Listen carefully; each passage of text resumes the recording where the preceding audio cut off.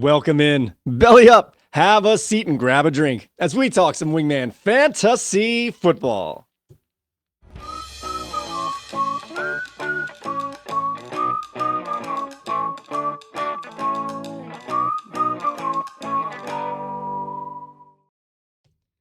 Welcome into another edition of Wingman Fantasy Football, the League Podcast. I'm your host, Michael Furley, and as always, I'd like to thank all of you, or any of you who may be watching or listening to today's show. This is episode 145, Week 17's 2-Point Conversation, and it is my great pleasure to welcome into the bar Mr. Bernie, aka Team B. I'm Cuban B. Yes, Cuban B. How are you doing tonight, Bernie? I'm doing as good as a guy in a Hawaiian shirt and a Detroit ball cap. How about you? Oh, it's hard to beat that. Not that good, I'll tell you that right now. All right, guys. All right, in this show, I want to let you know this is our final 2-Point Conversation of the 2024 season. We're going to get this out of the way now. I want to say thank you all so very much for stumbling upon this show. And for those who stuck around, even a bigger thank you. And sit back and we're going to enjoy our last conversation together, guys. So in this show, we will start off with some player news. Of course, we'll go through the studs and duds for Week 17. Some of these guys might have brought you a championship. Some of these guys might have made you cry in your bathtub alone. And we'll also settle into this week's 2-Point Conversation where we go through all of the Week 17 action up to this point. But before we do any of that, I want to make sure that everybody is here. Wingmen assemble! All right, guys, it is now time to get into some news. Starting off with Jalen Hurts was inactive for this weekend's games against the Dallas Cowboys. Uh-oh. Anthony Richardson was also inactive this week for the Colts, making way for Joe Flacco to try and get those Colts into the playoffs. We will see if that worked out or not. Also, Jerome Ford, a potential playoff fantasy darling, left the game early on Sunday with an ankle injury. He left early in the game in the first half. Isaac Guerrero is expected to return to the starting lineup for the Monday night matchup against the Lions. And his opposite side of the field there, David Montgomery, has already been ruled out for the Monday night game. You know, they have, let's just stop here real quick because I want to talk about Montgomery here. I guess he's not getting surgery. I guess he's going to wait this out and see if he can maybe play. And he's not on the IR either. Or did he go on the IR? I don't remember. Montgomery. No, if he's ruled out, he can't be on the IR. So he hasn't been put on the IR. He's not getting surgery. They're just going to see how he feels week to week, and maybe he can get back for the playoffs. Yeah, there's got to be something else going on there that we just don't know. Something else behind the scenes. So, do you think Jalen Hurts is going to make it back next week for the Eagles, or are they going to rest because they clinched the playoff spot today? They clinched the division. Yeah, he'll probably rest. I don't see them needing to. Tanner McKee was serviceable, so I think they'll be fine. Saquon might play so he can get the big numbers, get the record, or try really close. I think the coach will okay that, but it's a tough spot to be in. So, and then we'll get into the game part. But going into today? Did you think the Colts were better off with Joe Flacco instead of Anthony Richardson, or was it kind of an even split here? Based on the last few weeks' performance, I would say no. I would have thought, yeah, they could just go ahead and squeak by this. It is the Giants, but for some reason that Giants defense kind of gave them a fit. And I don't think they expected that fit. And Jonathan Taylor looked like he was running on two injured ankles halfway through the game. Oh yeah, he had a great stat line. He did, but it looked like he was just not. He lost power halfway through the game. Like he was hitting the holes, and it wasn't like the big early runs, you know, the scampers and the explosiveness that he had earlier. So I think he might be hurting. All right, we've got a few more players to go through here as we have a shortened news here, as there's not much to keep track of after this week.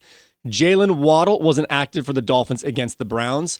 Alvin Kamara wasn't active for the Saints, making way for Kendre Miller to get all the work. Unfortunately, He did not finish the game as he left early with a concussion, meaning Clyde's Edward-Helaire. I was wondering who's number 23 for the Saints with that long name. It was Clyde Edwards-Helaire. Got a lot of run in the second half for the Saints game. James Conner. Oh, this guy was so good all year, but he might be the death nail for some of our managers. He was active for Saturday night, played just a little bit and said, nope, I'm good, and sat the rest of the game, only getting less than a couple points. And Tajay Spears actually had one of his best games in terms of yards on the ground. Didn't get those touchdowns like the last 2 weeks, but he left the game early also with a concussion. What do you have on these guys here? Waddle out. Our Saints backfield, James Conner, man, that was a bad way to go, as the news was saying he's going to play, and then he sat out pretty much right away with discomfort. And Tajay Spears had a golden opportunity, but couldn't finish the game. Yeah, for the Dolphins, Washington and Smith kind of picked up the slack there. Tyreek Hill got his. Smith did have a touchdown, and Washington had a couple big plays, couple of things to keep the Dolphins chains moving, but Smith was the touchdown carrier for that one, so they didn't miss him. It probably was a closer game than it should have been, but the Dolphins looked okay considering that Tua was not in there. Clyde's Edward-Helaire, like you said, was the next man up over there. Kendra Miller, I think somebody else had a couple of, I can't think of who it was, had a couple of carries as well, but Rattler also had some rushes. Again, I'm not starting any of these guys. This is all NFL talk at this point. I think that they're just going to pack it up and just see what they have for next year in New Orleans. And then like Carter, he came in for Connor. He was okay. He had 13 carries for 70 yards, so that wasn't too bad. What's his name? Trey Benson. What's his availability? He was inactive, I think, question again there. Yeah, going forward. And then what's really wrong with Arizona? And they played much better than they had been previously. Obviously, they lost, and it was a crappy game to watch, 13-9. So, but they didn't look depleted. And if it wasn't for Trey McBride, I guess that's why he doesn't get balls thrown to him in the red zone and the end zone, because it hits his helmet and he can't get his head turned around quick enough or something. Outside of that, I mean, they fought hard. And what was the last guy here? Tajay Spears. Yeah, that's unfortunate. He did have a really good stat line, though, 20 carries for 95 yards. I didn't see the injury. Did you see what happened? I didn't. I was kind of watching, and all of a sudden, the other backs were in, but I thought maybe because they were down 2 scores late, and I thought that maybe he just was not in their he's usually in their comeback mode because he's a pass catcher. I did see him on the field a couple times. I saw him take a couple big hits, but nothing that, I don't know. I didn't see when he left the game. I just noticed that his stats stayed the same for a long time, and then I saw later that he left the game with a concussion. So I'm assuming those two went hand in hand. Yeah, I mean, the only positives to take out of that was he was the lead back and he could handle the full workload. So I think that that's a good thing for him going forward for his future. But yeah, he left in the third quarter, and they really didn't need to run the ball after that because they were struggling all around. So I want to get into James Conner just a little bit before we leave the news here. So he was questionable all week. We saw he had that like the injury didn't look bad last week. Like it was a hyperextension, but it wasn't even like an overt one where you could see it. He just kind of planted with a stiff leg, I guess, last week. And then he didn't play, even though he was on the sideline the whole time. So it didn't look like he went to the locker room or anything. And then all week he was questionable. And then you see the reports he's going to play or is expected to play. And then even that, the news even more in depth was like he's expected to get the normal workload. Yep. I'm like, all right, so no begrudging any manager who put him in there based on those news reports. What else are you going to do? You follow what you can follow. Right. And then he's active, in that on the last minute news there. What that's kind of you're like, all right, maybe they're right, maybe they're wrong. He's in the he's going to be in the game, and they say he's going to get his normal workload.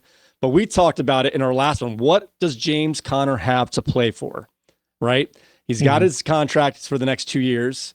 He's an older running back. He's already hit milestones that he's already hit, except for one. And do you remember what that milestone was? That milestone was that he hasn't hit yet. Do you remember what I mentioned? No, I don't. It was playing in every game. Oh, yeah, that's right. So I Because he think hasn't had this a was a way to season. get Yeah, him yeah. on that track for the only milestone that he could accomplish this year that he's never accomplished before. And that's a dirty way. If you're going to do it, let people know. I don't know. I'm just saying, like, he's gotten the most yards he's ever had. He's already broken 1,000 yards. Well, it wasn't his ankle, though. It was his knee, wasn't it?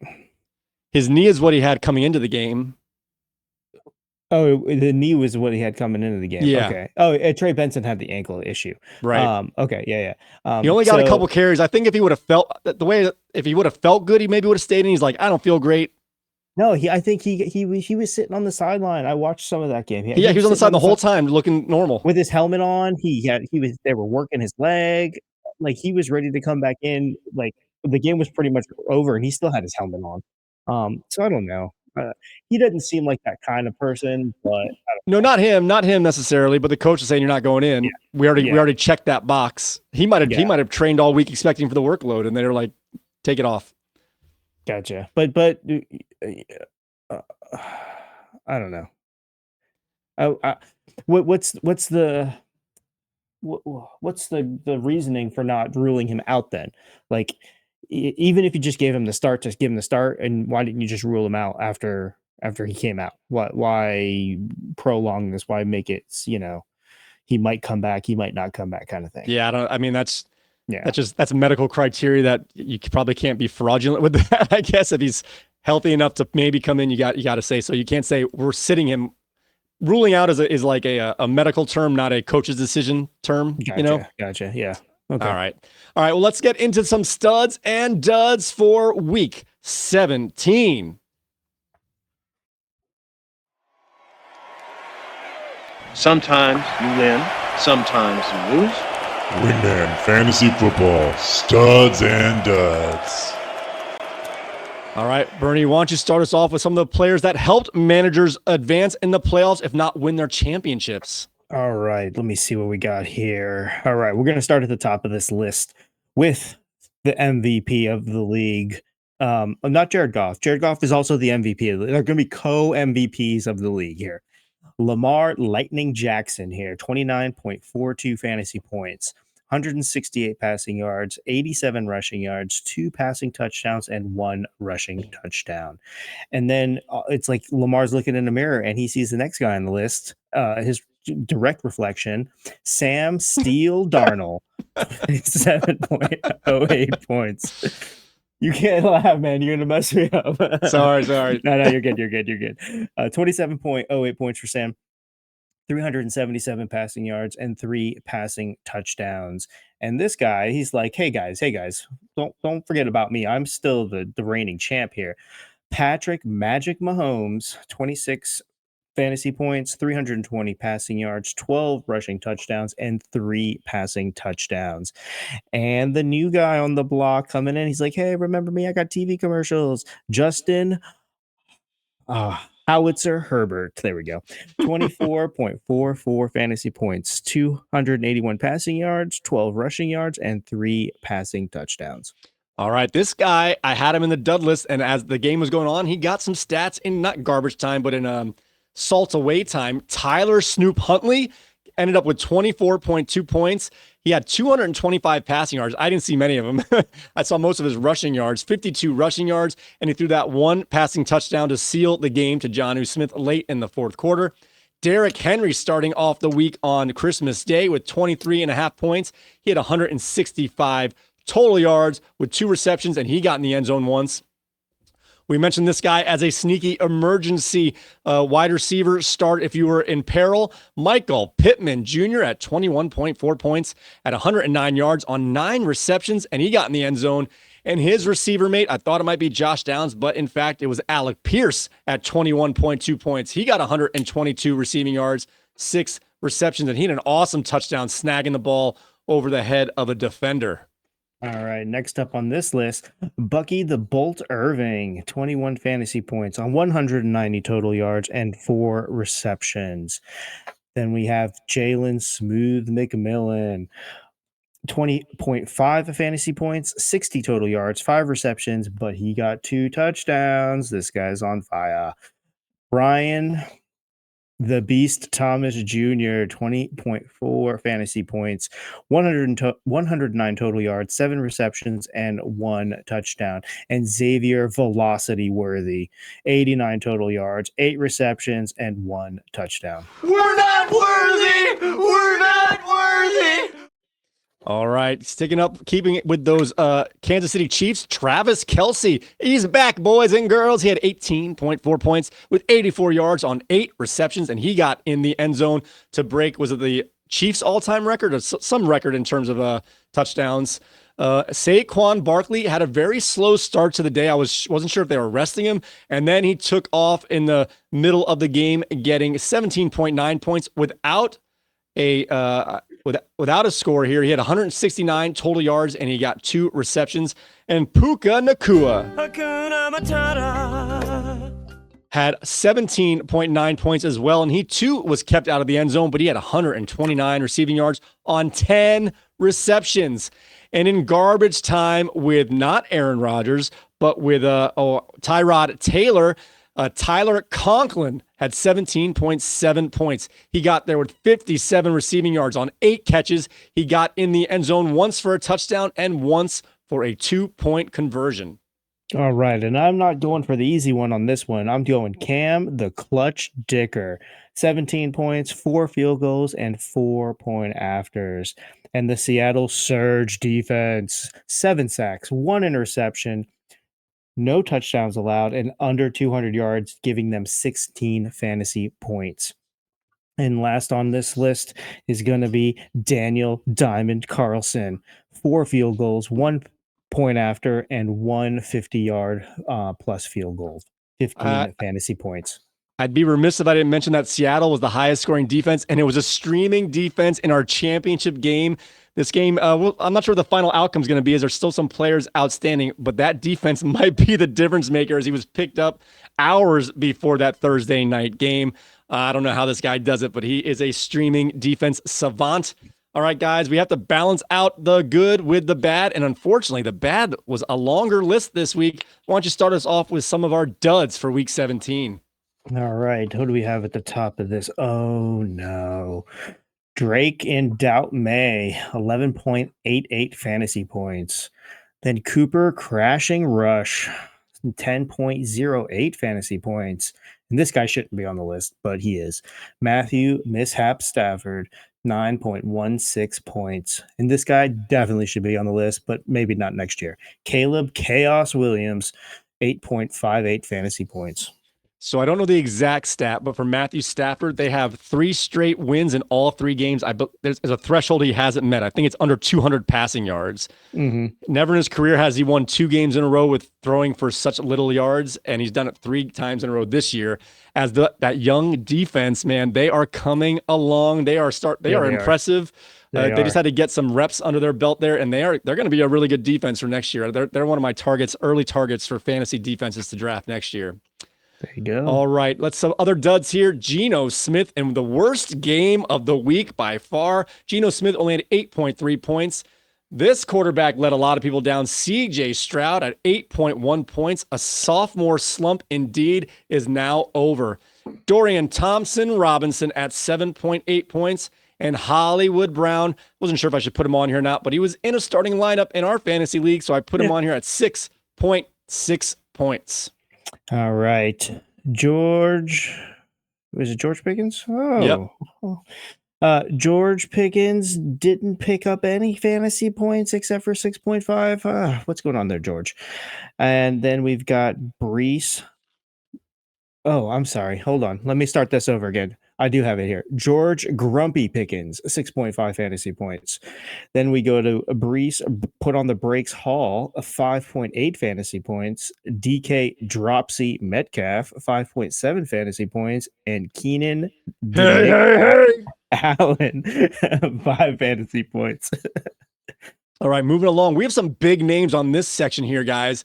Joe Mixon at only 4.9 points. He was so good to start the year, and he has been getting some pretty bad scores lately with some tough matchups. Devon, the man, Achane, couldn't get anything going on the ground. Only 4.8 points. Jackson Smith and Jigba, who's been a revelation the last month, came crashing down to earth with 4.7 points. and Aaron Rodgers going for his 500th touchdown pass. Just needed one, couldn't do it at 4.48 points. I've never been so pleased to see a mopey face on the sideline all day today. That was so fun. If they didn't put Tyrod, it was a Tyrod that came in. Yeah. If they didn't put him in, then they would have gotten shut out, dude. Yep. All right. Zay 0 Flowers, 4.1 points. Khalil Knox Shakir, 4 points. Rashad Reluctant White, 3.9 points. And Tyler Tumble Lockett, 3.5 points. I don't think anybody's starting these guys. So he was actually in a starting lineup for a consolation game. What in the world? Consolation. Fair enough. Damn consolation bracket putting in these players. That's why he's actually been on this dud list like every week for the last 4 weeks. You know who else has been on the dud list the last 3 weeks in a row? Cooper Kupp at only 3.4 points.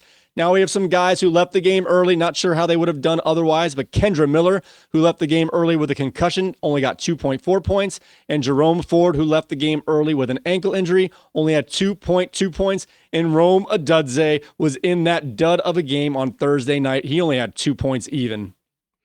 Oh, and then Isaiah Ice Pacheco, 1.8 points. James Gerard Connor, that's actually his real middle name. No, it's not. 1.8 points. DeAndre Declining Hopkins, 1.7 points. And Ramondre Rumble to Fumble Stevenson, 1.1 point. This guy luckily he wasn't in a starting lineup, but people to put him in there are going to be super disappointed. Jaden Reed at only 1.1 points. And this guy's not a big-time player, but he was potentially going to be a streaming darling for those leagues who require tight ends, Bernie. That's why we don't do it. Bretton Strange got 0 points. If we had tight ends required, he would have been in someone's lineup today. No doubt about it. All right, guys. It is now time. All right. Our stud list was a little short because we had a pretty solid mecha stud list. So let's take a look at our mecha studs.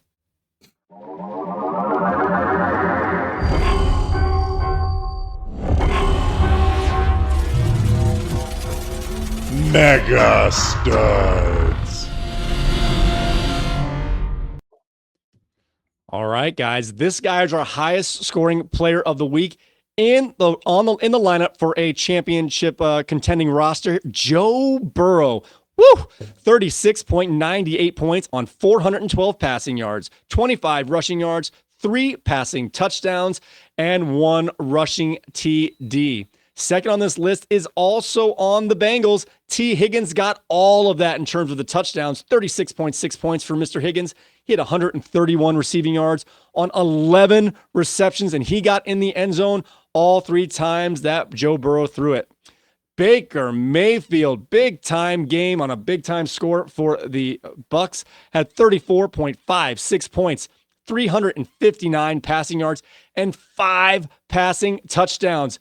And this guy, Drew Lock, 34.36 points on 309 passing yards, 4 passing touchdowns, and he rumbled his way into the end zone for a rushing touchdown. Oh, man. Drew Lock looked like an amazing football player today. All right. Malik. Won't you be my neighbor? Yes, I like that. 32.6 fantasy points for Mr. Neighbors. Devonta Silk Smith, 27 fantasy points. Jonathan Jet Taylor, 26.6 fantasy points. And Marvin Meteor Mims, 26.3 fantasy points. And JT looked good. All these guys got in the end zone twice, and they all broke 100 yards at least. Our last guys on this Mecha Stud list. Oh, the old man can still do it. Oh, this is a list of old men and young dudes. We've got Mike Evans at 25.7 points, 97 receiving yards on 8 catches, and he got in the end zone twice in just manhandling fashion. Just grabbed the guy by the throat and said, pass the ball the other hand. It was pretty impressive. Adam Thielen might be a championship saver at 25.5 points on 110 receiving yards, 5 catches, and he got in the end zone twice. And a little lad McConkey on Saturday had a great day at 25.4 points on 94 receiving yards, 8 receptions, and 2 touchdowns. Ooh, and Trey McBride. Alive! It's alive! It's alive! Without James Conner in for most of the game, he was the offense. 123 receiving yards on 12 catches, and he got in the end zone for the first time as a receiver. But he could have caught a couple more, as the doink off the face mask is what ended the comeback attempt here for the Cardinals. Not that they were playing for anything other than, spoiler, fumble, recovered by the offense. All right, so what do you have on these guys here? The Bengals in an epic overtime win with some huge scores. Baker Mayfield's awesome. Pair of Giants make the Mecca stud list. What's going on here? Yeah, I'm sorry. I totally did not. That's fine. That's fine. Yeah, I was flowing off of the dud list, and there's nothing there to do. So Baker Mayfield should be in the MVP conversation. That first and foremost. Joe Burrow, he said, T. Higgins, you know what? Your hamstring is going to be okay because I'm going to get you these 3 touchdowns. That was really awesome to see. Actually, I watched most of that game, and that was pretty cool. And then just to call it out, Malik Neighbors, 171 yards. So that's big time right there from Malik Neighbors, coming from Drew Lock. So I like to see it, man. I think all of these players on here. There's a future Hall of Famer on here in Mike Evans. There's some rookies on here with McConkey, and McConkey wasn't even a first round wide receiver. This wide receiver group that has come out, these rookie wide receivers have been outstanding this year. So I think they're going to be an early wide receiver run for next year's draft for sure. So this is not to trash Neighbors at all. When we get more to the 2-point conversation, remind me, I want to bring him up a little bit because I want to say his stats are deceiving, but it came due to the defense they're playing today. They let him run wild for no reason, kind of thing. So we'll save it a little bit for later. I mean, he did awesome. He was. I didn't realize Neighbors was that fast because all year long he's been doing kind of more quick cuts to catch the ball, but then getting tackled or being on the side. He's on the sideline a lot, so he kind of catches the ball and steps out of bounds. Right. Or he's either in the end zone or on the sideline. Today he was running after the catch, and the Colts just let him. But he was also very fast when he did it. So he was talented, but I think the Colts, I don't know what they did. They laid down today on defense. Yeah, all right, guys. Definitely out of character. Yeah. All right, guys. It is now time to get into this week's 2-point conversation. Is Jack Del Rio going to go for 2 here, He's Link? going for 2. The Raiders will go for 2 and the probable victory with 47 seconds left. If you don't make this, you lose. If you make it, you're in a position to win. Wingman Fantasy Football's 2-point conversation. And it's good! Oh my goodness! All right. So the theme for this week's 2-point conversation, or at least this week in the NFL, is NFL players making their case for the NFL MVP. Honestly, this is the most open I've ever remember it being. There's like 5 quarterbacks who could lay some claim to the MVP race, and that's not including Saquon Barkley. And the in the hunt teams have gotten withered down by at least half, as several teams were eliminated from the playoffs this week. And the teams that we thought were tanking for that first overall pick all decided to win this week. I don't know what they're doing. So with that being said, Bernie, why don't you start us off with this week's 2-point conversation? All right. So start off, we're going to go back to Christmas Day, Wednesday shows.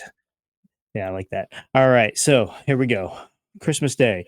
First game, reading down the chimney. Chiefs stuff Steelers stockings with coal. 29-10. In a Christmas Day special, Santa Reed and his Merry Mahomes delivered quite the present to the KC fans, while the Steelers found nothing but coal in their playoff hopes.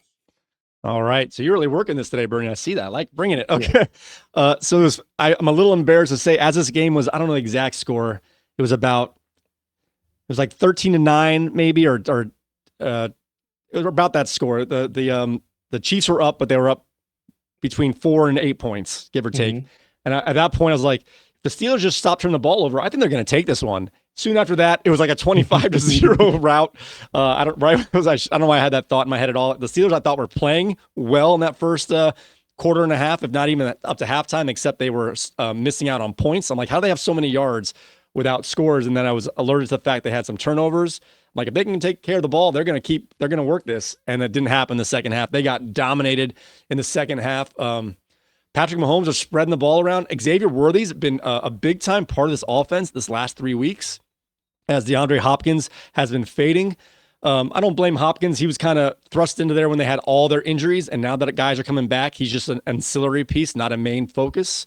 As you've got Hollywood Brown getting targets. I'm trying to think who else. Juju Smith-Schuster's getting a couple. Xavier Worthy is the one getting most of the points here, and they finally got Travis Kelce back into the back going here. But their running game, although Hunt's doing okay, but Pacheco has not been anything since he's come back from that injury. Yeah, and you're absolutely right. With Hollywood Brown, I think is probably the biggest key to this receiving game lighting up a little bit here, because he is just another impactful big play receiver that kind of helps Worthy on the other side, helps Kelsey in the middle. So I think that is a huge deal. And Patrick Mahomes, man, 320 passing yards and 3 touchdowns. That's a big game for the Chiefs. So Chris Jones was actually out the second half of this game with a calf injury. So I don't know exactly when he went out, but for the defense to play this good against the Steelers and Patrick Mahomes to start coming alive with the passing game, if they're peaking at this, like if they're getting on the rails now, the rest of the league is in trouble. Yeah. Right. He seemed to be okay from that ankle injury. He played well even the last game. So they've already clinched up the number 1 seed, even with last week's. Or was it this week's win that gave it to him? Or I thought it was last week's win that gave it to him. So they don't need to play other than to keep themselves fresh. They're going to get at least 1 week off, and they're probably going to take a lot of their players getting this week off. So they're going to get most of their big time players, if not their older players, off for 2 weeks heading into the playoffs. Yeah, and then Patrick Mahomes, he's 4-0 against the Steelers with 17 touchdowns and 1 interception. Oh, wow. He distributed it to 8 different receivers in this game. And then one other key note here for Travis, he caught his 77th career touchdown, breaking Tony Gonzalez's franchise record. It was a franchise record, not an NFL record for tight ends? Correct. Just Tony's franchise record. And was that a franchise tight end record, or just the franchise record just happened to be a tight end who had the most touchdowns, right, for that team? Yeah, I don't have a distinction either way here. I'm gonna assume it's reception tight ends for that franchise, regardless of position. They just both happen to be tight ends. Exactly. All right, we can move along as we got. Unless you got something else, we can move along. We have a lot of games to get through. Yep, we're good. The only other thing, Isaiah Pacheco rib injury in the second half. And the Steelers, Cam Hayward, he briefly left the fourth quarter, but he did return. I'm not positive. I think Chris Jones was inactive because the first time I noticed watching the game, he was in sweats on the sideline. I don't know what point of the game that was, so I think he was inactive, but I'm not positive. Okay. All right. Next game, a record-breaking rush hour. Ravens soar past Texans 31-2. Jackson flew past Vic's record while the Texans offense got stuck in neutral, making NFL history with a score that's rarer than the Purple Cow. The Texans offense didn't do anything. Their only points, we mentioned it because this was happened before our last show here. The only points came early. I think it was 7-2, if I'm not mistaken. They got their safety early in the game. It was early. So it was, they were within a score for whatever period of time it was. And then Derrick Henry was just getting chunk run after chunk run after chunk run. And I think Mark Andrews scored a touchdown again. I think it's like his 4th or 5th straight game with a touchdown. Isaiah Likely got in the end zone. He is just spreading the ball around. Lamar Jackson, they're playing perfect. They're letting Derrick Henry move the chains. And then Lamar Jackson's just good. He can just pick whoever he wants to go to get that final touchdown, because you have to respect him as a runner. And then if he runs up a little bit, that linebacker sucks up as a spy, as you like to say, and then he just drops it over their head right to the tight end who's right behind him. Yep. And Isaiah Likely caught a 9-yard touchdown. I mean, it's one of those things that's pretty awesome. Okay, so just to get in a quick notes here, just because everybody's making records these days. Lamar Jackson, he surpasses Michael Vick's NFL career quarterback rushing record at 6,109 yards. So the new record is 6,110 yards, which is pretty awesome considering how good Mike Vick was. And Mike Vick left early due to we don't want to talk about that, but I did hear that stat. I don't have the numbers, but he did it in 60 less games if you don't want to count time. Exactly. So if Mike was still doing his thing, this would have been a crazy record to but good on Lamar. Good on Lamar. Okay. Anything else on this game? No, Texans are falling apart. They've clinched their playoff Yeah. spot, but they are not looking good. That's the team people are trying to angle to meet in that first round, at least as of now. Yeah. And then they're playing without Tank Dell, obviously, with that season ending knee injury. But Joe Mixon not lighting it up is really hurting them. Only 26 rushing yards in this game. So, all right. Moving on. A barely exciting night. Seahawks win field goal fiesta against the Bears 6-3. In a game where offense was more optional than a winter coat in Chicago, the Seahawks flew just high enough to keep their playoff hopes from hibernating. That game was awful in so many respects. It was a Yeah. little, if I remember, it was a little rainy, but it doesn't seem that bad. But Caleb Williams looked out of sorts. He was like rushing the ball out of his hands to throw like screen passes to nowhere. And then when he wasn't doing that, he was getting sacked. He was just getting sacked every drive. He was getting at least a sack and a half against him. They had 7 sacks at Seattle here. And they held him down to under 200 yards for the entire game. And it wasn't like Seattle wasn't doing anything either. Charbonnet was the only one who got a decent game at 85 yards or so, but no one in the receiving game. DK Metcalf, Jackson Smith, and Jigba and Geno Smith were all duds this week. So I don't know if it was the weather or just they're like, we don't have to do anything because they're not doing anything. And both teams it was like a gentleman's agreement. Hey, we're not going to score if you don't score. Cool. We'll see who has the least amount of points by the end of the game. Yeah, and it was just a hard game to watch. Williams, he's pouting, but he's pouting for a good reason. Like when you see him on the sideline and he doesn't look like the leader of a team. He just looks so defeated, which obviously he is, but he can't be that. He's got to step it up, or somebody's got to tell him he's got to step it up. But he has suffered the 67th sack of the season, which is leading the NFL. It's pretty crazy to see such a good player just be so beaten up all the time like that. So hopefully they fix that for next year. Zach Charbonnet, though, like I said, 57 rushing yards. I thought last show I was like, I wouldn't put anything too crazy. And then Noah Fant led the receivers with 43 yards. So bad game. Moving on. I'm hoping for everyone's sake, but Caleb Williams, I don't know why I can't remember David Carr, right? David Carr, the brother of Derek Carr. Yeah. Someone who gets, and like a couple other players like Mark Sanchez a little bit, or even Sam Darnold, who's finally getting out of it. Guys who get sacked so much so early that they start changing the way they play. I think that's why he was throwing these screen passes, trying to get him out of his hands so fast when his ability is his arm strength, getting it down the field, running around a little bit. And by him checking it down, afraid of the sacks that may come, it makes him not an effective player. So I hope this doesn't break him. And if you can be broken that easy, then that's another discussion kind of thing. But Right. I hope getting sacked so much so early doesn't change how he's going to play in the future. Because some of these guys, you want to get them their reps, but if it's not so much if you're ready as a rookie, it's if your team's ready to support a rookie. Yeah. Here, go out there, Rook, and get beat up. That's how it feels like. Right. It's like if you don't remember, like Ben Roethlisberger, for example, when he was a rookie, he was just a game manager for like 3 years before they let him pass the ball. You know what I mean? And then you're like, he can do it.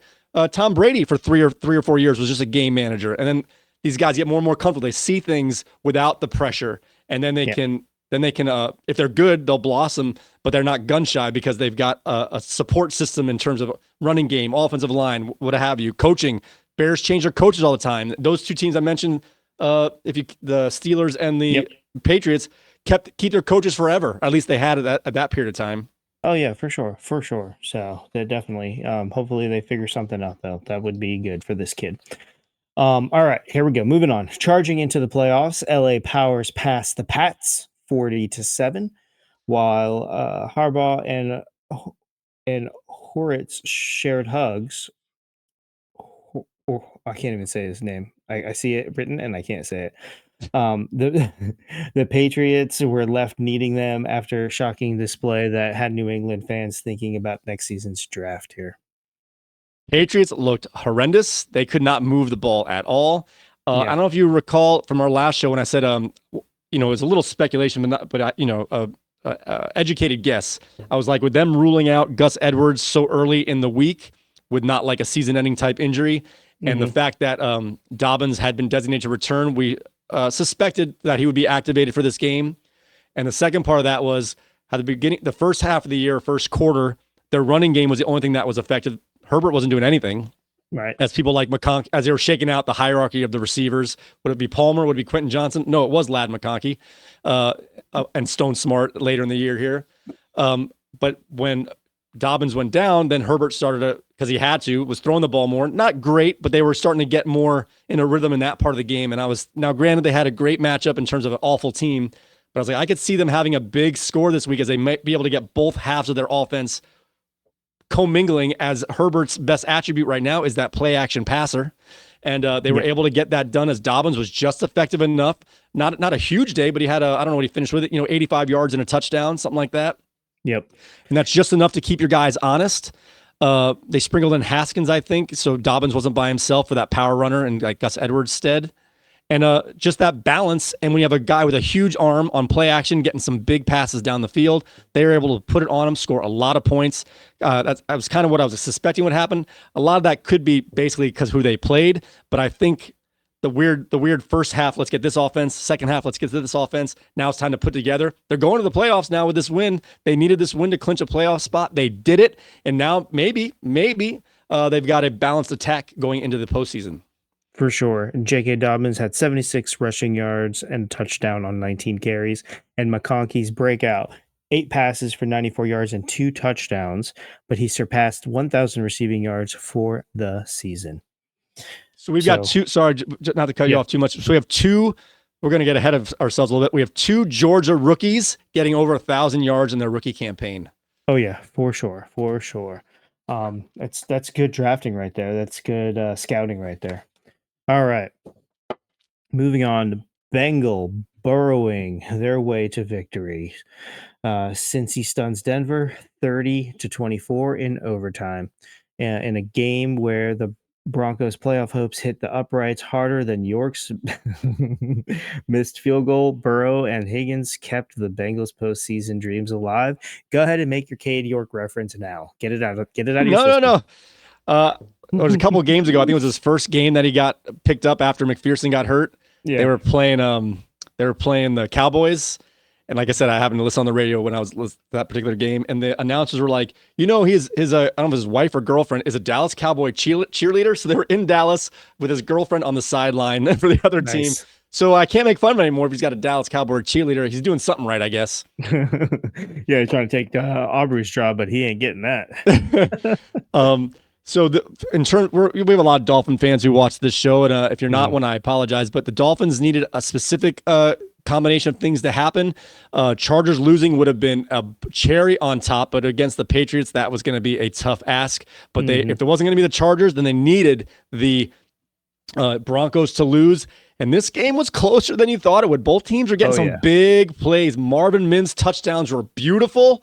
Bo Nix had a lot of nice passes in this game. Cortland Sutton had one of his great touchdowns where he's just bigger than everybody and kind of just dives. When he jumps, his hands are above everyone who's going after the ball. Oh yeah. But Burrow, they just stuck with it. Chase Brown left the game with an injury here. Jamar Chase was solid, but considering how many yards there were, but it was T. Higgins was the man, and I actually walked away. I didn't realize that the game went to overtime. I just assumed the Bengals were going to win this game, and I kind of stopped watching sometime in the early fourth quarter. And when I saw they won, and I saw the OT next to it, I was like, oh. And then I went back and I saw the guy missed a kick he made a kick at the buzzer, right, to move it up, to move to overtime, but then missed that kick with only 2 or 3 minutes left to win the game. Did Cade York? I don't know how the Bengals even got the ball back to score with that much time left in the game. Well, the Bengals, they had Higgins with the game-winning TD in overtime. That was pretty awesome. But I think the defense for Cincinnati is really what is going to be the death of them, because most of these teams that they're going to start playing now, if they make it to the playoffs, are high-scoring teams, so they can run with them. So Yeah. You got to be able to put some stops into somebody, and not to take anything away from Bo Nix, but you're letting this rookie like keep them in the game, and he's been winning games for Denver. Don't get me wrong, but he's also making he's making enough mistakes to where your defense needs to capitalize on it, and they're just not doing it. So with this one keeps the Bengals alive. It keeps the Dolphins. If the Broncos won, Dolphins were eliminated. So that kept the Dolphins alive, even though the Bengals are a much better team than the Dolphins right now. But the Dolphins have the tiebreaker over them, so they're not worried about what the Bengals do. The Dolphins now have to win out here and need a little help on somewhere else. But nonetheless, a big day in terms of the Dolphins. A lot of their things they needed to happen were happening on Saturday, so they went in to Sunday with some good news and some hope. So yeah, our in the hunt teams are starting to dwindle. Like the Chargers clinched. Denver's still owns their own destiny here, but now they're coming in off a loss with a big Week 18 game to try and make the playoffs. Oh yeah. All right, here we go. The Rams horn into the division title. LA's defense weathers Cardinals rule 13-9. When the offense went south, the Rams defense proved that there's no place like the Dome, keeping their NFC West hopes alive with a nail-biting victory.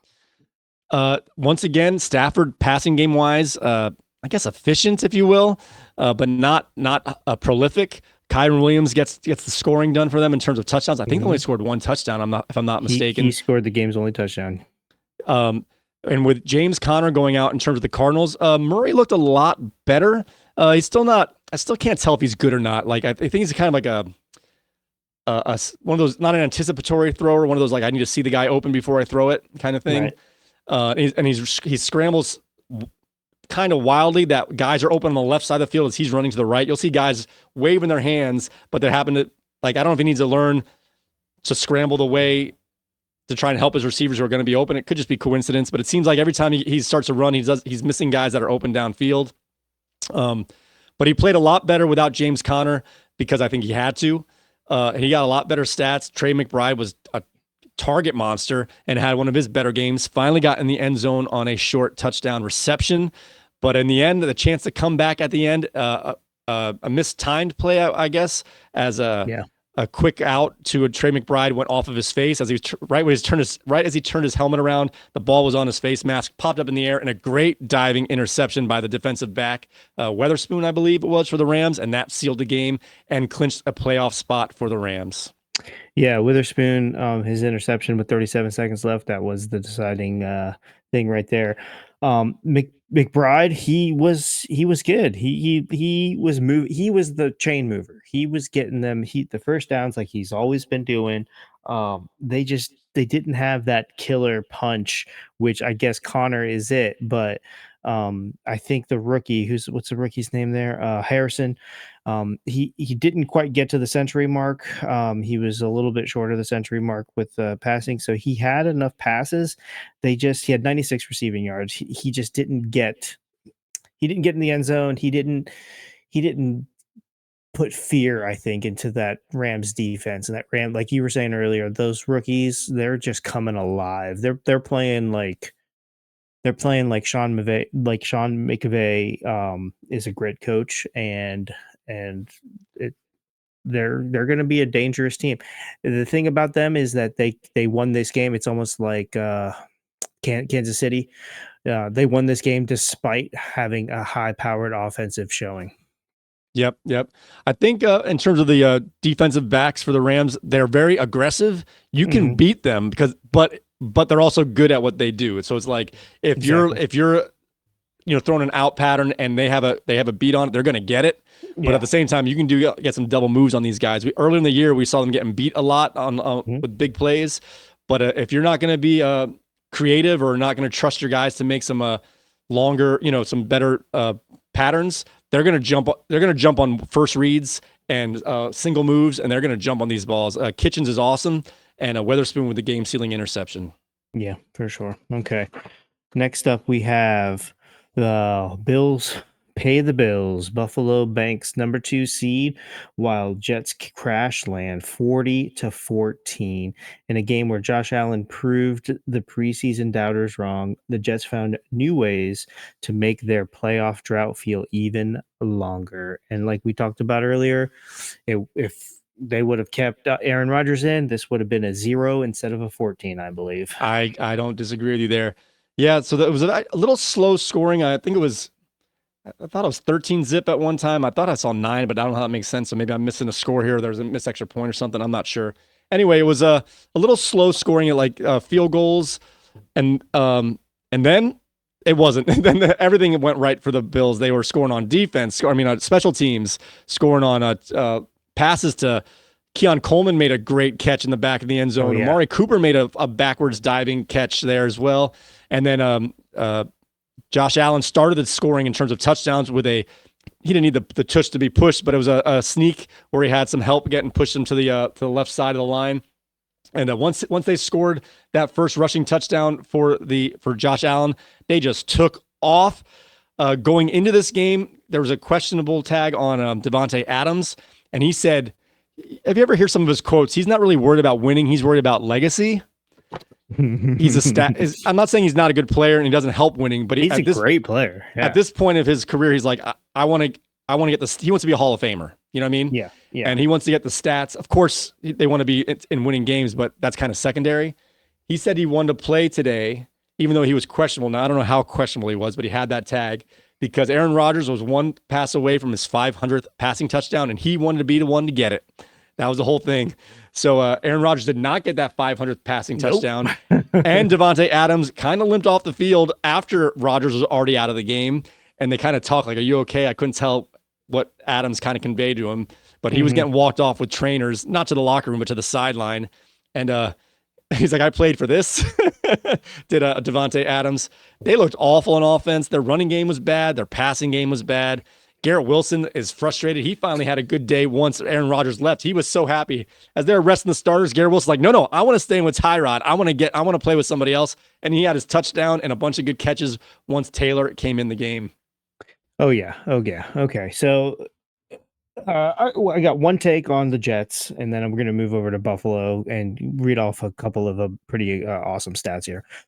I saw when Devontae went down, and I saw what they were doing, and the first thought in my head was, oh, okay, here's his excuse why not to play the last game of the season, because it doesn't matter. I'm hurt, guys. Remember the last game at the end of the game when I got hurt? I'm hurt, so I can't play. Oh, he's planting the seeds for the excuse, like premeditated? Exactly. Wow. Just like how he got over here from wherever the heck he was. Oh, yeah. He was hurt, missed 3 games with an injury, and then played the first game off 2 days rest. Yeah, I got off the plane, and I feel real good now. So I think it just, it's like the boy who cried wolf. That's what it is. Okay, moving on from the Jets. Nobody wants to talk about them anyway. They suck. Okay, Bills offensive spread here. Amari Cooper, a 30-yard touchdown catch. Keon Coleman, 14-yard touchdown catch. Tyrell Shavers, 69-yard touchdown catch. James Cook, 4-yard touchdown run. Like they're just doing whatever they wanted to against this. And this is what needs to happen. This is what Indianapolis should have done against the Giants, and we'll get to that. But they should have done this to a bad team. This is what you do to bad teams. You just run right through them. So the Bills, Josh Allen MVP case, I can get into all those, but I don't want to. There is one positive thing for the Jets. Garrett Wilson, 3rd straight 1,000-yard receiving season. And then this could have been a really good, a really good case for why the Jets should not keep Aaron Rodgers. But I have a feeling that they're going to. So you're saying that Adams may miss next week, and I'm not saying he will or won't, but his stated reason for wanting to play today was to get that 500th touchdown, to be the one to get the 500th touchdown pass from Rodgers. Right. So I think if Rodgers plays next week, and I don't know if that's going to happen either, but if Rodgers plays, I think Adams still has that goal, unless he's just like, never mind, and kind of quits on a goal there. But I want to try and do it in the first quarter, and then sit down after that. Get their stat and get out. Yeah, no, everybody will say that, oh, the Tyrod's 2 touchdowns were garbage time touchdowns, but if you were watching that game, the Bills were not letting them have anything. They wanted to shut them out. Yeah. This is a divisional game. This is pride on that defense. Like this wasn't garbage time touchdowns. They worked hard for those last 2 touchdowns. So, Th- I think they should play the hot hand and let Tyrod take over next week against So Miami. this game, like we mentioned, was a slow in terms of score. So all those points that went from a 13-point game to a 40-point game, all in the third quarter. That's all it took, because Trubisky came in to start the fourth quarter, if not even with a little bit of time in the third. It was very early in the fourth or at the very end of the third. He had the whole fourth quarter, and Tyrod Taylor was a similar amount of time. They pretty much, once they saw Trubisky and they put Tyrod Taylor in. So both these guys played a whole quarter. And you got to see that mopey face for a long time on the sideline. And then even when they scored, it's hard to say, should you cheer? It's, should you cheer when you're down by 40 points and then you score a touchdown? Not cheer like taunt, but you should still be happy for the guy who got the touchdown. Kind of, there's like that balance of like, hey, yeah, good job, man. All right, let's get back to work. Like, we're not going to celebrate, but we're going to celebrate you. Yeah. Garrett Wilson caught that touchdown, and Rodgers just like rolled his eyes. I don't want to say exactly what he did, but he did not even like, no, not a smile. Again, they were getting the doors blown off, but like not even that normal kind of like, hey, my guy scored, even like a half fist pump. Very detached from the rest of his team once he was out of the game. Yeah. So it was, good on them. Good job, Bills. Let's hope they give up next week for the Dolphins. The Dolphins need that win. Oh, the only other note I had in this game, and there's too many notes for this game, honestly, but your Rodgers not playing in warm weather is paying off. Yep. All right. Raiders arrive late, leave early. Vegas rolls past Saints despite travel troubles, 25-10. While their plane might have been delayed, the Raiders offense showed up right on time to play spoiler in the Big Easy. So in this one, we had it was the Raiders scored late to kind of cap it off, but it was pretty close the whole game. The Raiders got up by, I don't know, it was either 5 or 7 points within a score. It was like 19-2. What was the final score of that one? 25-10 at halftime. It was 13-10 at halftime. Yeah, so it was like 18-10 or 19-10 before they scored that touchdown. I don't know if they went for 2 or not. I don't remember, but so it was within that 8-point range for a lot of the fourth quarter. And then they scored that cap off touchdown to the Raiders. But Amir Abdullah had his best rushing game of his career. He's more of a pass catching guy. He had over 100 yards on the ground.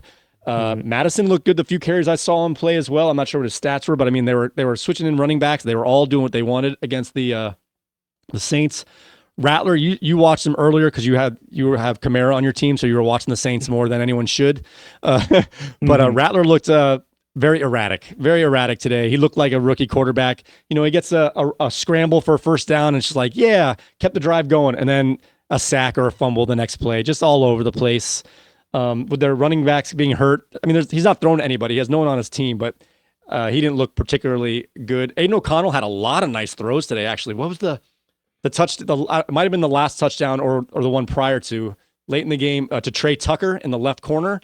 Yep. He zipped that ball, did Aiden O'Connell. That ball, they had the camera angle maybe was low. The one I saw, the replay, it just looked like it looked awesome. It was a line drive missile that went like 38 yards down the field to the corner of the end zone. The guy was open when he threw it, but by the time the ball got there, just because it took, Aiden O'Connell's not good enough to see the guy open right away.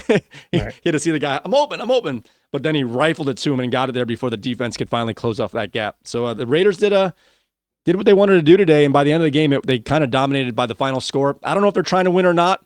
They had the number 1 pick locked up 2 weeks ago, and now they won 2 games in a row. Yeah. Who knows? Who knows what they're trying to do? I think a lot of these guys, they're playing for pride. They're playing to get their stuff on film, so they can get some sort of contract going forward. Stay on the team, all these things. But let's talk about the big key points here.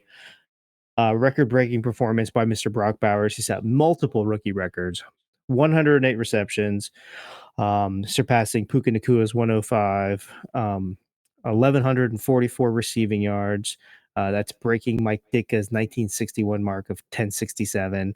Broke Darren Waller's franchise record of 107 catches. So he is definitely, like you said, Georgia rookie superstar.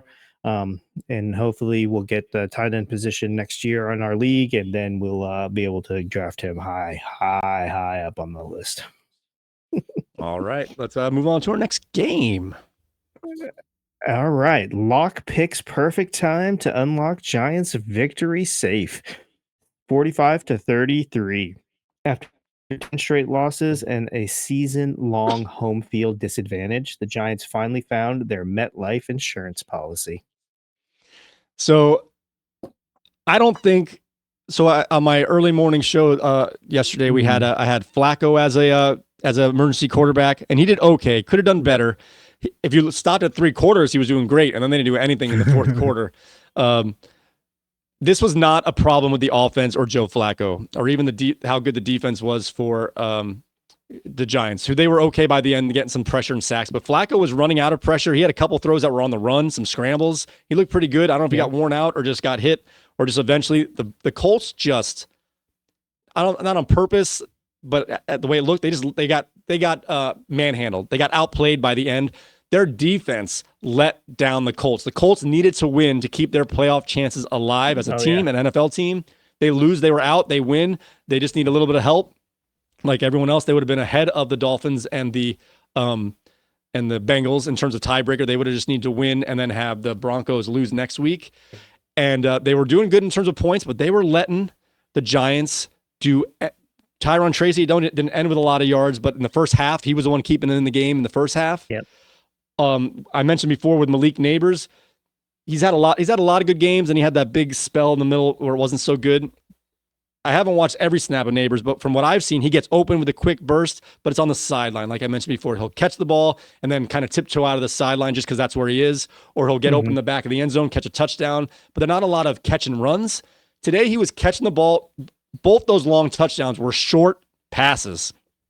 Yeah. 12 yards or less, just 12-yard ins, hitches, and then he just turned around. He's like, oh, these guys aren't going to tackle me, and would just run down the sideline, and the 3 guys would almost like teacups. They were just sitting in the middle of the field of the 3 defenders for the Colts, just spinning around, looking where they're supposed to go, but not going anywhere. And then, and again, Neighbors, I was impressed with his speed, but with those guys not trying to close down the space and get the tackle, mixed in with the speed of Neighbors.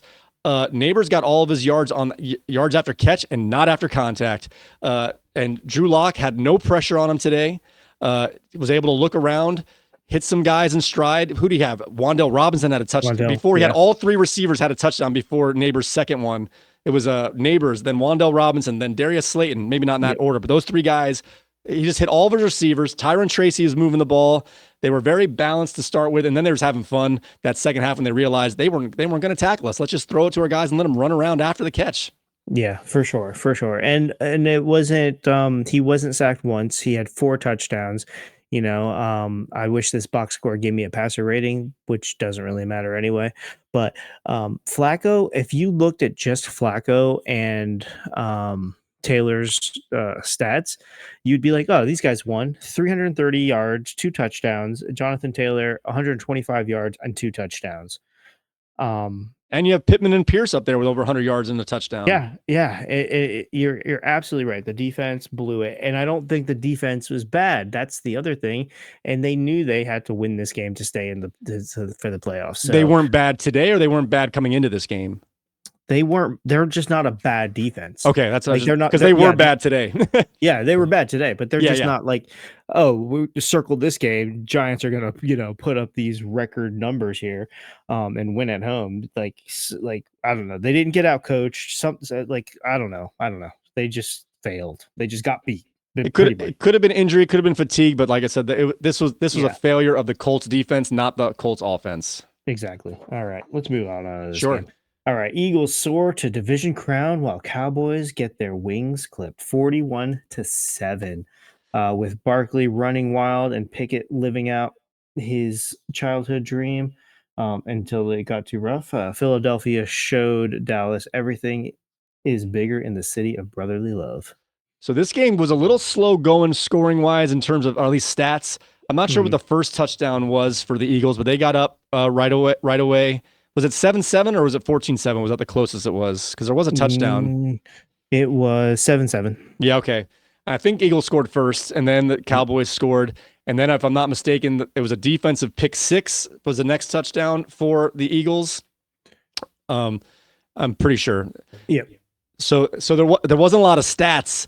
I was looking. I'm like Barkley. I was looking down because we have our championship game has Barkley in the lineup there, and I'm like he's not. And I was curious how they're going to do with the backup quarterbacks and all that stuff. And he wasn't doing anything for the first quarter and a half. He only had like 2.5 points. I'm like, are they? Wasn't watching, just refreshing. I'm like, are they giving him a break, trying to rest him? They don't need to because now they're up 14-7 or whatever. And then he got his long runs in that middle of the game.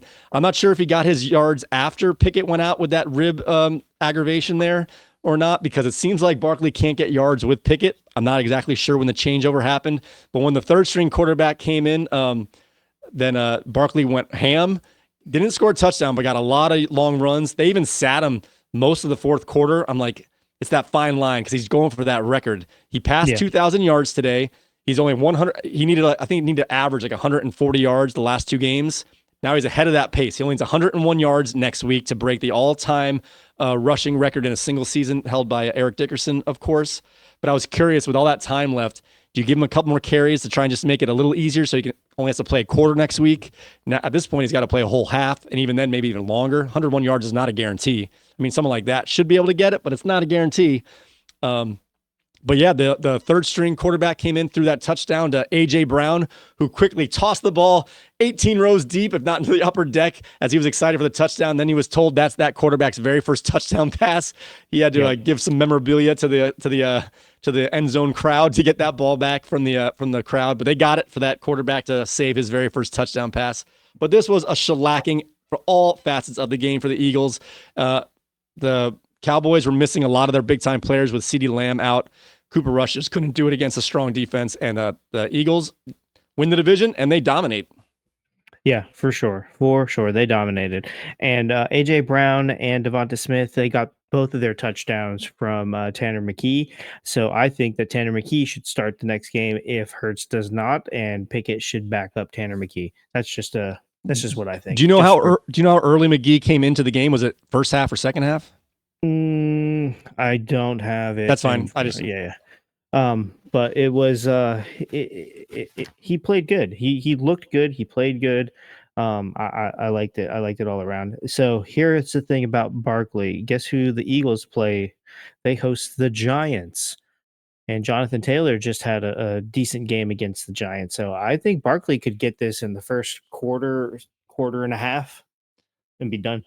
You have to have one long run to start with. That's what we'll see. Does. I mean, he can definitely do it within a game. It's not too big of a number to get. It's just a big enough number not to like Puka last year needed like 2 catches and 18 yards. They targeted him the first 4 plays of the game and then he got out. You're gonna have to give this guy at least 10 carries to even have a chance, and that's gonna take time. No, I think he could do it in less than 10 carries. But we'll see. We'll see. All right. Against the Giants now. That'd be a poetic in one way or another. Yes, exactly. All right, and moving on here. All right, Baker's dozen almost. Mayfield cooks up a perfect recipe against Panthers, 48-14. While Atlanta might hold the division tiebreaker, Tampa Bay's Baker showed he knows how to rise to the occasion in the must-win matchup. This game looked like it was going to be a shootout. It was 21-14. Both teams were scoring on almost every drive to start with, and then the Panthers just stopped, and the Bucs did not. The first touchdown to Mike Evans, like I said before, he just boxed the guy out, and I don't know how that wasn't offensive interference. He just grabbed the guy's collar and was shaking him around, and then grabbed the ball. They just let him go. We know Mike Evans does that, but that was one of the more egregious ones they let go. And both of his touchdowns were short. They were, I think, a 1-yard and a 2-yard touchdown reception. I was a little nervous because as it is nice to get Mike Evans touchdowns, he's trying to get those yards to get that 1,000-yard season, and those weren't long plays. But by the end, he had a couple of chunk plays, got to about 98 yards or so. I think he's less than 90 yards, or about 91 yards or so to go for him to get that 1,000 yards for the season. I forget the final number where it ended up at. But again, he needed a big pace. He had a huge game 3 weeks ago. Not a great game last week. It had a very solid game this week, so he's still on pace and under 100 yards to get that 1,000 yards for the 13th or 14th straight year, whatever it would be for him, and that would be a record or a tying record to Jerry Rice for most consecutive 1,000-yard seasons. I think it'd be a record in terms of having every year of your career do it. I don't think Jerry Rice had 1,000 yards. I could be mistaken. There was also a strike in one of his first years of playing, so that might have been a part of it. But anyway, the Tampa Bay did whatever they want. Another emergency start. I did pretty good with my emergency starts this week, man. I said Jalen McMillan for your receiver emergency start. Had another 2-touchdown day. Did exactly how how I envisioned it. Not that I could predict it, but his second touchdown, I said with Sterling Shepard out, he's going to get some of those more crossing patterns over the middle, which he usually doesn't get. He caught a 15-yard crossing pattern, saw that no one was around him, just turned up the field, ran right up the middle of the field. It wasn't a long pass. It was a medium pass, and with no defense around him, just ran up the field for a touchdown. Bucks had a great day. They needed this win, and now they're scoreboard watching the Falcons, who are in a tight game on Sunday night. So it's going to come down this last week for this NFC South here between the Bucks and the Falcons, but the Bucks did all they could do, and they dominated this game today. Yeah, for sure. And Baker says, this is my master class. This is why I need to be in the conversation, not just all these other quarterbacks for MVP. 27 of 32, 359 yards, 5 touchdowns, 0 interceptions, 4-0 against Carolina. He's just that good. So I think the biggest thing here was no Chuba Hubbard. The run game was just non-existent for Carolina compared to the Tampa Bay run game. And I think after that, like you said, after the initial back and forth, Tampa Bay is just like, these guys can't run. And then they knew exactly what to do on defense because their coach is a defensive-minded coach, and he is a decent coach. But Mike Evans, 85 more yards for Rice's record. Bucky Irving, he surpasses 1,000 yards for the season. So pretty good all around. I was going to say one more thing. I forgot what it was. But Thielen caught those 2 touchdowns. There was something else towards the end of the game I wanted to mention. Oh, not towards the end. I had no idea that Hubbard was even banged up, and then all of a sudden you see he's on the IR. I did not see that coming at all. No, did not see that coming. Exactly. So, but that was it. And Bryce played good. Like you said, Adam Thielen played good. Just without that running game, it's just tough. It's tough to win in the NFL if you're not balanced. Yep. All right. A couple more here. What we got here? This is a really good game. Thomas runs past Moss while Titans run out of steam, 20-13, in a rain-soaked affair between two teams looking ahead at 2025. Brian Thomas Jr. made history while the Jaguars made it a sweep. This game was also kind of low scoring, and then the Jacksonville Jaguars, I think they scored the last couple touchdowns maybe to kind of put it away here. We had Mason Rudolph. Like I said, he throws interceptions too. Didn't have 3 of them or whatever. He didn't get that garbage time touchdown. They tried to get that garbage time touchdown at the end, and I don't know what the receivers were doing for the Titans. They weren't fighting for that. They were looking, they were ready to leave because he threw a couple passes down the middle to Westbrook Akine. They weren't great, but it seemed like if they could have fought for it, maybe caught that ball, caught a couple of balls at the end, wouldn't have changed the outcome of the day. But now the Titans they might have the first pick. I don't know the tiebreakers now, but they were a couple of games ahead of both these guys. But with Jacksonville winning 2 games now, and now the Raiders, or Jacksonville winning today, the Raiders winning twice, and the Giants winning, now we're back to a 4-way tie for that first pick. And I'm not sure the tiebreakers are going to shake out. Yeah, this was a crappy game. I mean, we're talking Mac Jones against Mason Rudolph. I mean, right. Are we tuning in for this game?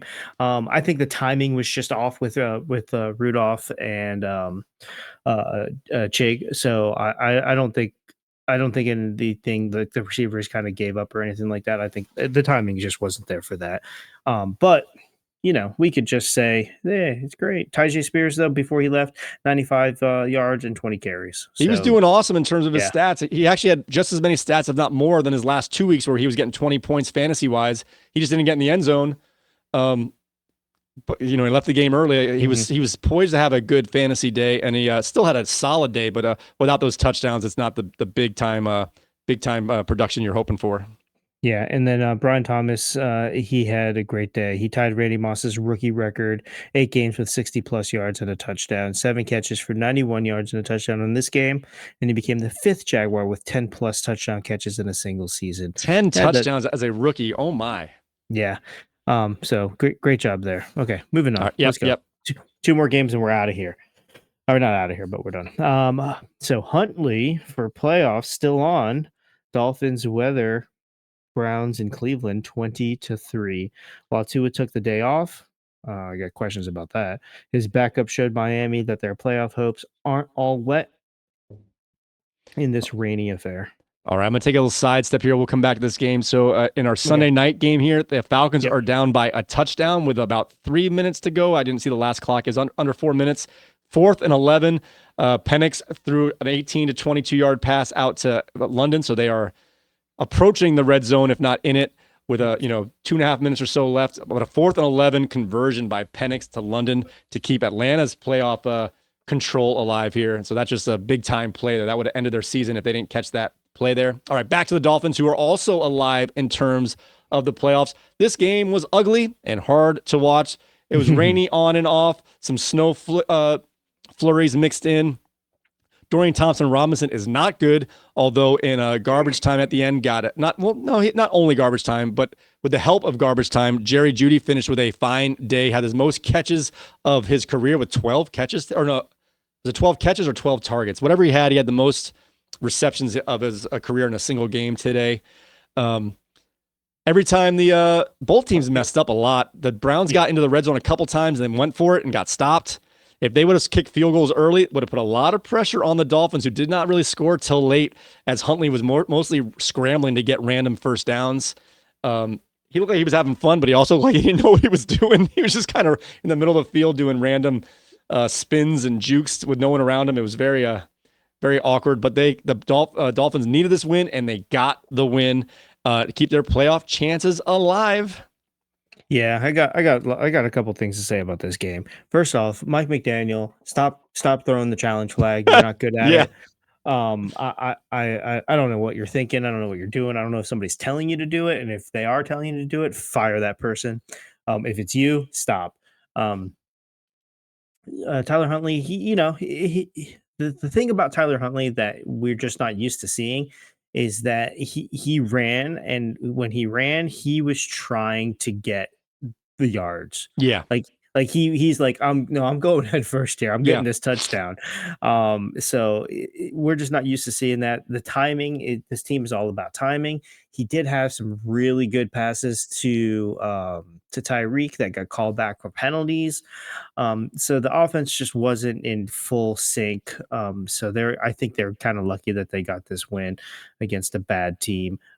Myles Garrett could have wrecked this whole offense on his own. He had 2 sacks today on his birthday. So he's the first player with 14 plus sacks in 4 straight seasons, which is pretty awesome. And then Jalen Ramsey showed up. Look at that. Crucial goal line pass breakup. Forgot he was on the team until he does this one thing, and then we're all like, oh yeah, he's great for one thing. I guess it's it is what it is though. So we'll see. Dolphins. It's not all in your. Calais Campbell is dominating the line of scrimmage. He's ageless. He does so many things for the Dolphins that helps keep them alive. Yeah. So, and then on the Brown side, it's just rough. You were right. 12 receptions for Jerry Jeudy, 18 targets. They just need a second receiver, I guess. I don't know, because the next guy up had 8 targets. So I saw Aikens getting a lot of work too, I guess. Was it Jordan Aikens had 8 targets. Yeah. But against 18, I don't know. I don't know what to think. Let's move on from this game. Well, I noticed that Mostert was getting a lot of the backfield snaps. Yeah. Not a lot of carries. I also noticed Huntley wasn't very good at even handing the ball off. He was kind of flicking, dropping the ball to their stomachs instead of giving it to him. There's a couple plays Mostert had to take 2 steps to make sure he had the ball in his hand before he made his cut, and then he would get tackled, and he looked over like, come on, dude, just give me the ball. It's a handoff. We're trying to run the clock out. You can't even give him Huntley's not good. Let's put it that way. Yeah. So they were lucky to get this win. They were lucky they played the Browns. They got the win. Let's get out and let's play for next week. Exactly. So Dolphins, just quick playoff picture snap here. Improve to 8-8. Need a win versus the Jets next week. Require Broncos loss to Chiefs, and the Chiefs are likely resting their starters. And Tua's status is going to be uncertain due to his fake hip. All right. Okay. All right. Last game. Darnold's renaissance continues. Vikings edge Pack in North Thriller, 27-25. While the Pack tried to go late, Sam Darnold showed why Minnesota's quarterback carousel landed on the winning ticket. This game was close in terms of score, but the Vikings got out to a decent lead. I think it was 20-7 or 20-10. I know it was 20-10 at one point, but I think it was 20-3 before that. They got out to a big lead, and it seemed like they were just kind of salting it away from the get-go, but they were still mixing in good big first downs. They got a huge first down at the end of the game that would as the Packers needed. They had 3 timeouts to start the drive, I guess. Would have needed trying to get a 3 and out. Mm-hmm. And it was, I guess, 3rd and 2, and Akers, right? Cam Akers made a great falling down catch. He had no business. That was a bad throw by Darnold on the screen pass. He just kind of dumped it out, and Akers made a huge catch that ended up securing the victory as they were able to kneel out at that point because the Packers got it within 2 points. Oh! Kyle Pitts game-tying touchdown on a 4th and goal from the 12-yard line. Oh my. So yeah, the Vikings show they're just as good as the Lions. Maybe they're dominating. Every time you kind of think they're just moving along, they're beating good teams and handling their business. Oh yeah. I think it all starts with that head coach. He might be coach of the year. He's doing it with Sam Darnold. That's all I got to say about that. MVP here, coach. Another MVP. Yeah, another MVP in the race. There it is. So just Sam Darnold, he looked great. I mean, he's throwing touchdown passes to Naylor, Addison, and Akers. He's got. Okay, you tell me, how many touchdown passes does Sam Darnold have? I have it here, but how many do you think he has for the season? Just to throw out a number. Yeah, no. There's still a game up. I'm going to conserve and say 34. 35 total touchdowns this season. 4th most in NFL history for first year with team. Okay. Behind only Stafford at 41, Brady at 40, and Manning at 37. He's definitely going to get 2 more touchdowns. So he's definitely passing Manning. He might be 3rd on this list. That's pretty amazing, honestly. First year on the team. So key offensive performances there. Naylor had a 31-yard touchdown catch. Josh Jacobs rushing touchdown. Emmanuel Wilson rushing touchdown. Malik Heath a late 3-yard touchdown reception. Like, they're doing it however which way they want. It was a good game. It was a close game. But the Packers, they dropped to 11-5. They're 0-5 against the NFC's top 3 teams. So they just can't beat the big boys in their own division.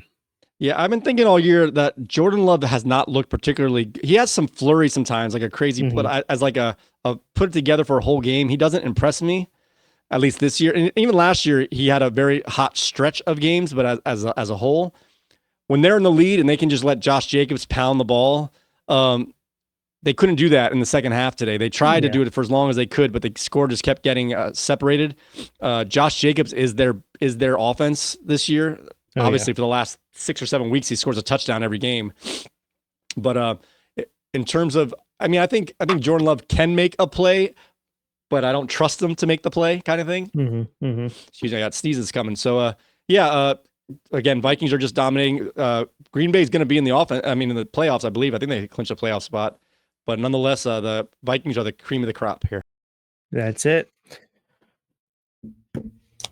All right. What do we have next on our agenda, Michael? We've got nothing except to invite you guys and say thank you for joining us for all of our 2-point conversations.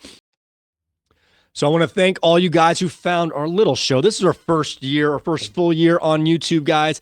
And we want to extend an invitation for you guys. For Monday night, we are going to do our last show of the year, and it's going to be a live stream. We're going to see how this goes. We're going to do a live stream as, at least in our league, we're going to have our championship come down to the last game. Our managers are down by about 30 points or so. I don't have it in front of me, with 2 players left in Juwan Jennings and Amon-Ra St. Brown. So it's going to be close. Those guys can easily get in that range, but are not guaranteed it. So we're going to live stream to Monday night, doing a bridged version of our rewind while we talk about our seasons. So come on and join us on the chat, guys. Join the stream, join the chat, join the fun. We're going to start approximately around 10 p.m. so we can get have a resolution to our game, and we're going to crown our champion live on the stream. So with that being said, do you have any thoughts on having a live stream to end the season tomorrow or later today? No thoughts. I might have a computer in front of me because I can't read the screen to look at chat stuff. So you might see like I might have like my iPad up like this. Nope. Yep. That's what we're doing. We're hanging out. I mentioned last year it was on New Year's Eve, but our game was so close. We had a text chain going. It was kind of fun if you didn't have anything invested in it. So we're going to kind of replicate that, but we're going to do it together with a little bit of a video feed mixed in with our rewind. So instead of a text chain, let's do a chat chain here, and Bernie, and we'll just have a little fun hangout as we see who's going to be crowned the champion. Oh yeah, and also there'll be less outdoor sun and beer like the last live stream we had, which we do during Oktoberfest, I believe. It's just a draft and just a lot of stuff going on before that live stream. So this one will be better than the last one. Oh, yeah. No problem. We'll be good. All right, guys. With that being said, you can find our podcast on Apple Podcasts, Spotify, TuneIn Radio, YouTube Music, and Amazon Music. And if you want to see our video feeds and our live stream on Monday night, go ahead and go to our YouTube channel at wingmanfantasyfootball.com/YouTube. When you head over there, guys, please do me a favor. Hit that like, subscribe, hit the notification bell so you know when our live stream starts and you know when our next season starts early in August. Thank you guys for another enjoyable fantasy football season. We're pleased to have met you guys and have you come out here. So with that being said, may your glasses be full, your mugs stay frosty. And I don't have a witty outro, so I'm just going to also say thank you very much for watching.